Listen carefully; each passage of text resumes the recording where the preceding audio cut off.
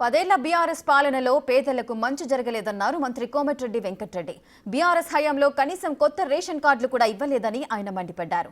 ప్రజా పాలనలో సన్న బియ్యం పంపిణీతో పేదల కళ్లల్లో ఆనందం చూస్తున్నామని, కాంగ్రెస్ ప్రభుత్వం ఇచ్చిన హామీలన్నీ నెరవేరుస్తుందంటున్న మంత్రి కోమటిరెడ్డి వెంకటరెడ్డితో మా ప్రతినిధి Ramesh face to face. WhatsApp మెసేజ్తోనే మీరు చూసిండ్రు. ఇవాళ సన్న బియ్యం పథకం అంటే పేదోళ్లకు ఇచ్చే ప్రభుత్వ పథకం కాదు, పేదవాళ్లకు ఆత్మ గౌరవ పథకం. ఎందుకంటే మేము ఇచ్చే రేషన్ బియ్యం 5 రూపాయలకు డీలర్ గానికి ఇస్తే డీలర్ గాడు పోయి మిల్లర్కి 10 రూపాయలకు అమ్ముకుంటే దాన్ని వాడు పాలిషింగ్ చేసి 40 రూపాయలకు అమ్ముకుంటారు.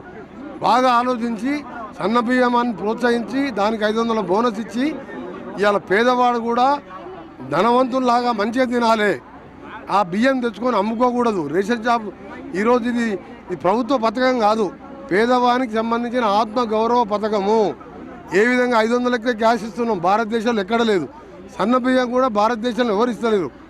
ఇవాళ 81 కోట్ల మందికి ఆహార భద్రత చట్టం తీసుకొచ్చిందే యూపీఏ గవర్నమెంట్. మన్మోహన్ సింగ్ గారు రెండోసారి ప్రధానమంత్రి అయినాడు. మొదటిసారి అయినప్పుడు ఉపాధి హామీ తీసుకొచ్చినాం. ఈ విధంగా ఇందిరమ్మ రాజ్యం అంటే ఇది. ఆ రోజు ఇందిరమ్మ ఉన్నప్పుడు ఊళ్ళో ఎట్లా ఇల్లు కట్టాం, ఇదే 7 వేల 500 ఇల్లు కట్టినాం. 10 ఏళ్ళకెళ్ళి 5 ఇల్లు కట్టలే. కలగాని మండలంలో మన 50 లక్షలు పెట్టి డ్రైనేజ్ కాదు హాస్పిటల్ మోడర్నైజ్ చేసినాం. దానికి 1 కోటి రూపాయలు పెట్టి దానికి మిషన్లు పెట్టాం. ఇలా అన్ని పథకాలు చేస్తున్నాం. కానీ 12 నెలల్లోనే అన్ని కావాలంటే 10 ఏళ్ళు ఫామ్ హౌస్లో పండుకున్నోడు ఈ విధంగా ప్రశ్నిస్తే ఓడబట్టి టీఆర్ఎస్ 10 ఏళ్లలో ఒక్క కార్డు కూడా ఇవ్వలేదు అంటున్నారు. 50,000 కార్డులు ఇచ్చామని కూడా వారు చెప్తున్నారు. 49,110. మేము 15 నెలల్లో 21 లక్షల మంది కార్లు. పిల్లలు ఎవరైనా పెద్దవాళ్ళు చనిపోతే వాళ్ళ పేర్లు తొలగించలే, పుట్టిన వాళ్ళ పేర్లు ఎక్కియలే. గంత చేతగారి ప్రభుత్వం ఉంది కాబట్టి ఇలా 11 మందికి ఎమ్మెల్యేలు ఒకటి 56,000 మెజార్టీ గెలిచాను. మేము ఒకటే చెప్తున్నాం, ఈ ఏ పథకాలు చేసినా ఏం చేసినా సొరంగం చేసినా ఇవాళ ఏఎంఆర్పి కాలు కూడా 900 కోట్లతో లైనింగ్ చేయబోతున్నాను. ఎక్కడికక్కడ దాన్ని డివైడ్ చేసి ఇవాళ చూడండి D25 కానీ ఎక్కడికక్కడ దగ్గర ఉండి నీళ్ళు నింపించిన. గతంలో ప్రభుత్వం కానీ ఎమ్మెల్యేలు కానీ మినిస్టర్ కానీ అసలు మహాత్మా గాంధీ యూనివర్సిటీ నేను కట్టించిన ఎప్పుడన్నా యూనివర్సిటీలకు పోయినరా? నేను పోయినా, ఇప్పటికి 4 సార్లు పోయినా. మొన్న కూడా పోయి రివ్యూ చేసి 80 కోట్లతో కొత్త కోర్సులు పెట్టిస్తున్నాం. వాళ్ళకు మాకు పోటీ లేదు.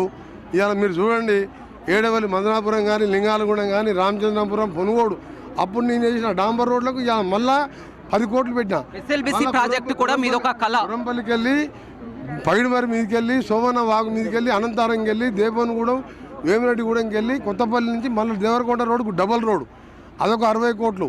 దూరపల్లికి వెళ్ళి మళ్ళీ ఇక్కడ ఈ రోడ్లో అదొక 40 కోట్లు. ఇట్లా చెప్పుకుంటూ పోతే చాలా ఉన్నాయి. అయినా సరే నాకు 5 సార్లు గెలిపించి ఎంపీగా గెలిపించి ఇవాళ రాజకీయంగా ఈ స్థానంలో ఉన్న ఈ ప్రజల కోసం నా ప్రాణాలు ఇవ్వడానికైనా సిద్ధమే.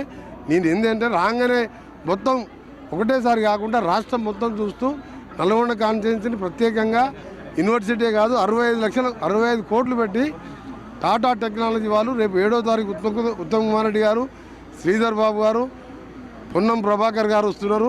ఆ రోజు కొత్త కలెక్టర్ అదనపు బిల్డింగ్ కడుతున్నారు 36 కోట్లతోని, 65 కోట్లతోని. పాలిటెక్నిక్ డిగ్రీ చదివిన వాళ్ళకు, ఐటీఐ చదివిన వాళ్ళకు టాటా వాళ్ళే ట్రైనింగ్ ఇస్తారు. 6 నెలల్లో 50,000 రూపాయలకు పంపించే ఉద్యోగాలు ఇస్తారు.